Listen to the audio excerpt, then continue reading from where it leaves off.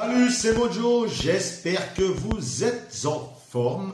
Moi, ça va pas trop mal, même si je viens de me faire une petite opération, rien de bien méchant. Alors, passons tout de suite à ce qui nous intéresse. Pourquoi j'en ai plein le cul de Windows? Pourquoi? Alors, je vais te raconter un petit truc là. Tu vois, là, j'étais en train de regarder une vidéo tranquillement, et d'un coup, mon navigateur internet se ferme, se réouvre, se ferme, se réouvre et se ferme. Basta. Alors que je ne lui ai rien demandé du tout. Et puis, je regarde dans ma barre de tâches et d'un seul coup, je vois une petite icône, Chrome, une petite icône Firefox, alors que je n'ai rien installé. J'ai déjà eu ce problème il y a quelques temps en arrière et j'avais utilisé tous les logiciels anti-espions, anti-hardware, malware, pubware et tout ce que tu veux, et je pensais en être débarrassé. Et ben non, de temps en temps, comme ça revient alors que j'ai tout supprimé, alors que j'ai un antivirus, alors que j'ai tout ça. Et ça commence vraiment à me faire chier, pour rester poli. En plus du fait que Windows 10, malgré qu'il soit très bien, t'espionne beaucoup. Et donc je te disais, ouais, ça commence à me faire chier. Alors, pour faire très rapide, je vais te dire comment tu chopes ces saloperies. Donc il y a plusieurs choses. Première chose, soit tu télécharges un fichier que tu penses être correct, alors que ce n'est pas le cas du tout. Et du coup, en fait, quand tu vas cliquer pour l'installer ou l'ouvrir, ça va t'installer toutes ces merdes, ou tu ne verras pas peut-être, ça va s'installer en sourdine en arrière-plan, et d'un seul coup, comme moi, boum, tu as des trucs qui affichent, tu te dis, putain, ça vient d'où? Deuxièmement, tu installes donc le bon fichier, tu vas télécharger le bon fichier, tu l'installes ou tu le mets en route, tu l'ouvres, mais il y a des cochonneries mélangées avec, donc qui vont se lancer pareil en arrière-plan, ou simplement tu vas télécharger un fichier, tout ce qui est de plus classique et tout ce qui est de plus normal et légal, par exemple un logiciel ou quoi, et donc en fait, le problème, c'est que lors de l'installation, si tu installes par défaut et que tu ne vas pas cliquer sur les... Oh putain, j'arrive pas à parler. Au secours. Ouais, je te disais, donc une fois que tu installes ce logiciel, si tu ne vas pas sur personnaliser l'installation, en fait, tu vas remarquer qu'il y a plein de trucs qui vont s'installer avec... Parce que généralement, on ne fait pas attention, on met suivant, et très souvent... à partir du moment où c'est marqué personnaliser l'installation, c'est que ça te rajoute des trucs, par exemple des navigateurs, ça change ton moteur de recherche, enfin voilà. Le problème, c'est que si ça s'arrêtait là, c'est pas grave. Le problème, c'est que ces logiciels tierces vont encore te télécharger d'autres logiciels, et vu que tu les as autorisés, Windows va les laisser faire tranquillement. Et c'est vrai que ça, j'en ai un peu plein le cul, pardon. Moi, je suis sur Windows 10. Pourquoi? Parce que en fait, j'étais sur un autre système d'exploitation, je vais te dire ça tout de suite, et il y a certains jeux, c'est plus pratique de les lancer directement depuis Windows. Parce que le problème, c'est que mon PC actuel n'est pas très puissant. Je vais bientôt en changer, mais celui que j'ai actuellement n'est pas très puissant. Et je vais t'expliquer pourquoi il faut qu'il soit un peu plus puissant. Donc, quelle solution tu as pour te casser de Windows? Alors déjà, je tiens à te dire que si tu veux partir de Windows, c'est beaucoup plus adapté à si tu as comme utilisation de base un ordinateur, c'est-à-dire faire de la retouche photo, aller sur Internet, prendre tes mails, regarder des vidéos, voilà, une utilisation lambda, faire du traitement de texte, faire du Excel, enfin toutes ces choses-là. Ce que je vais te dire après, c'est exactement fait pour toi à 100% et il n'y aura aucun problème, ça va être très facile. Alors, qu'est-ce que tu as comme solution si tu veux partir de Windows? Tu n'en as pas 50, tu en as 2. Tu as soit macOS, soit celui que je vais te dire juste après.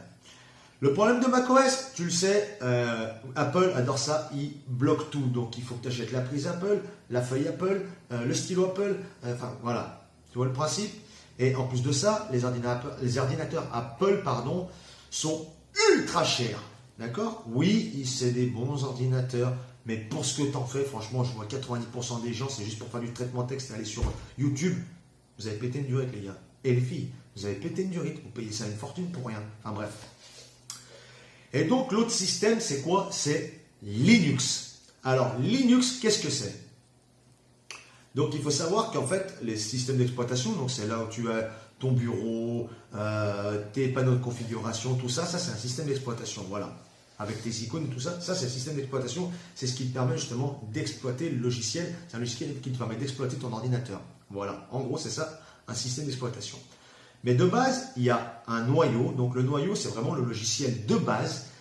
À partir de ce logiciel, ils vont créer, par exemple, pour Windows, c'est Windows NT, et à partir de ce noyau, ils ont créé Windows XP, Windows 7, Windows 8, Windows Vista, Windows Millennium, Windows 2000, Windows 9, 8, 10, enfin voilà, tu as compris le principe.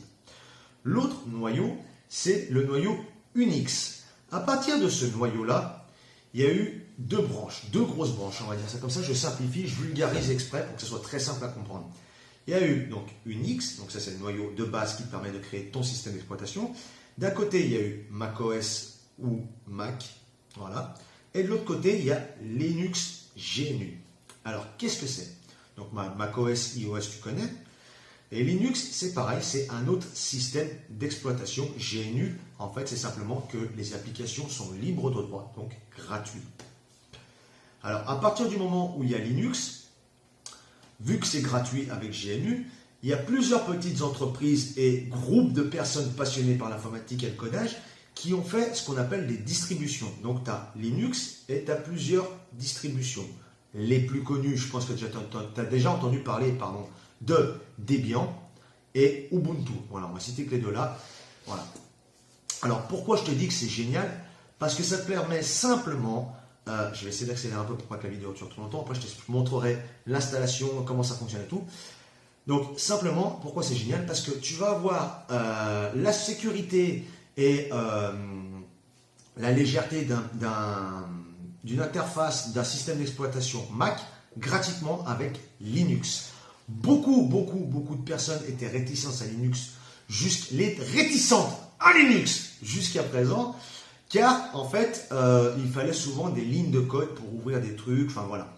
Sauf que depuis quelques temps maintenant, et on va dire depuis 1 an et demi, 2 ans, ça s'est beaucoup amélioré. Maintenant, toute l'interface est graphique au style Windows, tu ne seras pas du tout perdu dessus. Donc, l'avantage de ceci, donc les avantages de Linux, on va faire comme ça très simplement, les avantages de Linux par rapport à Windows. Premièrement, c'est beaucoup moins répandu que Windows et beaucoup plus sécurisé. Donc, tu n'as pas besoin d'antivirus. Première chose, c'est-à-dire ça d'entrée, c'est super. Tu n'as pas besoin d'antivirus. Il y a très peu, voire pas du tout, de virus, malware, pubware, les machins qui s'affichent dans tous les sens. Tu n'en auras pas. C'est simple, tu n'en auras pas. Dans les mêmes distributions, tu en as des très légères si ton ordinateur est très vieux, s'il a 10 ans, 15 ans. Et même celles qui ne sont pas très légères, qui sont très bien faites, tu vas avoir l'impression d'avoir un ordinateur à 800 € alors que ton ordinateur a coûté 200 balles à Auchan ou je sais pas où. Ok ? Tu n'auras pas besoin de faire de défragmentation puisque le système de fichiers n'est plus NTFS, je pense que tu as déjà entendu parler de ça, on ne rentre pas dans les détails, je peux l'expliquer en gros, n'est plus en NTFS, mais en EXT4. Donc les fichiers ne se fragmentent pas. Donc fragmenter, c'est simple, les fichiers se découpent en petits morceaux, ils sont rangés dans les tiroirs. Et quand tu dois défragmenter, c'est parce que les machins sont un peu mélangés dans n'importe quel tiroir, c'est le bordel. C'est pour ça que ton ordinateur rame. Chose qui ne se fait pas sur Linux. Le fichier reste tel quel. Bref. Donc ça, c'est un deuxième point. Troisième point, quand tu vas installer ton logiciel, donc ton système d'exploitation Linux, tu vas pouvoir avoir directement téléchargé et installé directement lors de l'installation sur ton disque dur de tous les drivers, tout ce que tu as besoin par rapport à ton matériel. Il va te le proposer, tu le fais. Voilà. Quatrième point, tu auras directement un navigateur.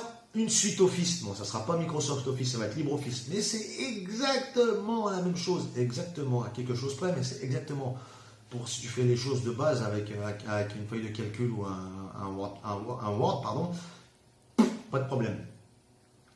Tu n'auras pas besoin non plus de télécharger un extracteur d'archives, donc zip, RAR, tout ça, tout est installé d'office, pas besoin d'installer un truc pour le PDF, pas besoin d'installer lecteur vidéo, audio, pas besoin d'installer un truc de retouche photo. Enfin, voilà. Je veux dire, avec Linux, tu vas arriver, tu vas l'installer et boum, tu te sers ton ordinateur, tu as tout directement, pas besoin de prise de tête. Pour les mises à jour, pareil, tu auras un petit truc qui va s'afficher en bas de ta barre de tâches parce que tu as une barre de tâches comme sur Windows. Tu cliques, installer les mises à jour, tu mets ton mot de passe et boum, ça s'installe, miracle. Ça ne met pas 8 jours comme sur Windows 10. Des fois, tu as des mises à jour de 4 heures, 5 heures. Là, ça va faire ta mise à jour et tu peux continuer à te servir ton ordinateur en même temps. Alors, moi, la distribution donc, que je te conseille, c'est le Linux Mint. Voilà. Donc, pour ceux qui jouent un petit peu à des jeux, pas de problème. Les Candy Crush, les carnets comme ça tombe sans problème. Il faut savoir aussi que Steam est disponible sur Linux. Donc, beaucoup de jeux commencent vraiment à être portés sur Linux. D'accord? Donc, il y a beaucoup de jeux.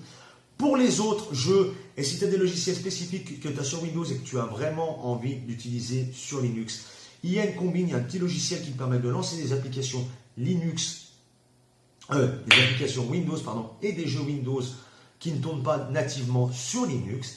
Je t'expliquerai tout ça dans une prochaine vidéo. Alors, ce qu'on va faire, c'est que moi je vais faire une prochaine vidéo, je vais te montrer comment on installe Linux Mint, et je vais te montrer un peu l'interface, tu vas voir que c'est juste génial. Donc, là, c'était juste une petite vidéo explicative un peu pour te montrer, pour t'expliquer comment ça marche, qu'est-ce que c'est, et ainsi de suite. On rentrera plus dans les détails dans les prochaines vidéos. Alors, ce que je te propose de faire, c'est de t'abonner juste en dessous. Et puis, n'oublie pas de cliquer sur la petite cloche pour être au courant des nouvelles vidéos qui sortent. Je te propose de mettre un pouce bleu ou un pouce rouge. Si tu n'aimes pas ma tronche, je sais qu'il y en a qui, juste la vidéo se lance, ils mettent un pouce rouge parce qu'ils adorent faire ça, c'est leur passion dans la vie. Et puis voilà, moi je te dis à bientôt pour une prochaine vidéo. Bye!